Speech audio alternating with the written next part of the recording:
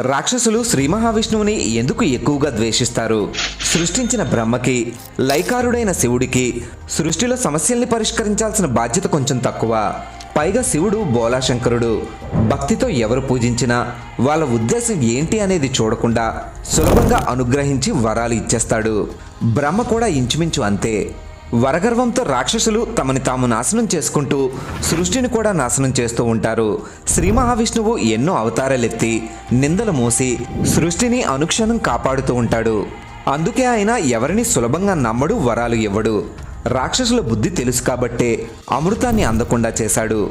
అలా అని శ్రీహరి అనుగ్రహం దేవతలకి మాత్రమే ఉంటుందనుకుంటే పొరపాటవుతుంది.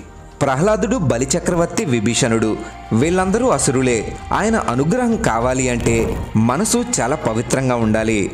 అహంకారంతో విర్రవీగే రాక్షసులు ఆయన్ని మెప్పించడం అసాధ్యం. జై శ్రీకృష్ణ.